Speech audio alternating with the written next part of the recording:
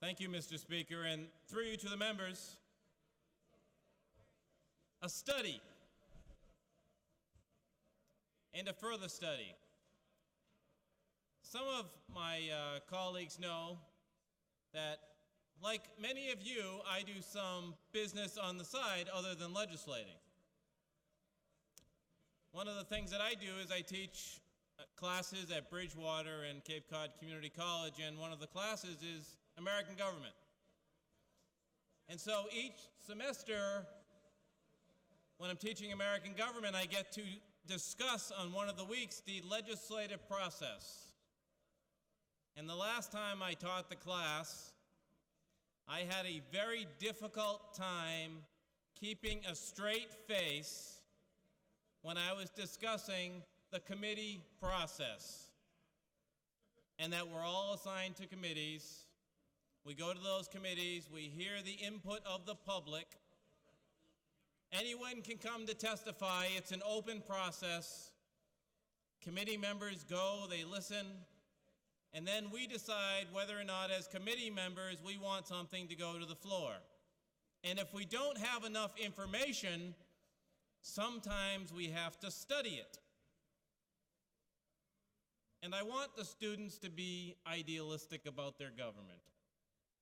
But not a semester goes by that I don't have a student raise their hand and say, tell us more about the study process. What do you actually do? And I try really hard not to be a biased professor. But after seeing yet another legislative session and seeing the shenanigans that go on and the misuse of our process and the misuse of the studying process and the misuse of the legislative process to take away our rights as individual legislators to bring forth our ideas in the process and have the right that we were given by our Constitution and our constituents to have a vote on something that we think is good for the Commonwealth, it makes it very, very difficult to stand there in front of an American government class and be an idealistic professor. And so we have an idea here tonight. Maybe you don't agree with it. That's fine. You're all elected from different parts of the state on your own individual platforms. And you are elected because of who you are and the values that you bring.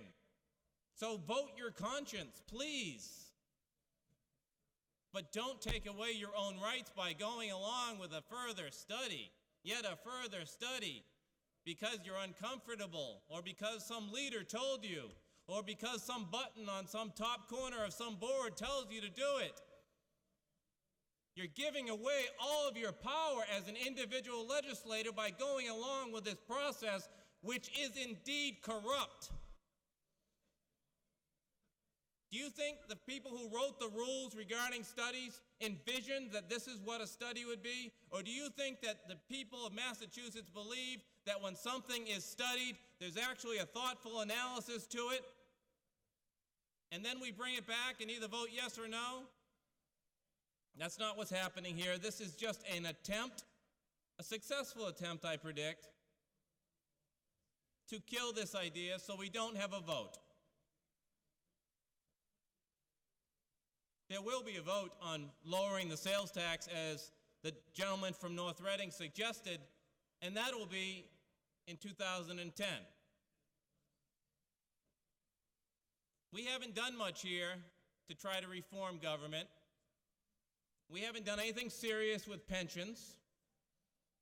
We haven't done anything with surplus property, managed care, the Pacheco law. Looking at revenues, we haven't done anything with gaming. There's been talk about it since I've been here. If you're for or against it is irrelevant, but we haven't done anything with it. We haven't done anything with the issue, as the gentleman from North Reading jokingly called me out on the issue of benefits for illegal immigrants. I propose that idea every year about limiting access to taxpayer benefits to only legal residents in Massachusetts. And every year, it gets studied. Perhaps there's this big study going on of all these things that are going to come out very, very soon. Or perhaps it's just a way to avoid taking a tough vote. Ladies and gentlemen, these are very tough times. It's time for tough votes. It's time to be accountable. It's time to go on record of how we feel about these issues. We haven't enacted a hiring freeze. We've drained the rainy day account and used the surplus money. We overrode some vetoes earlier today. So we get a mixed message here of how tough it really is. This is coming to the ballot in 2010.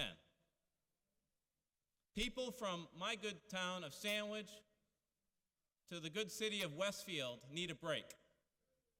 They need some economic stimulus. They need us to say to them, we understand that it's tough out there. We understand you are struggling. We understand you are insecure in your job. We understand that you're trying to make ends meet.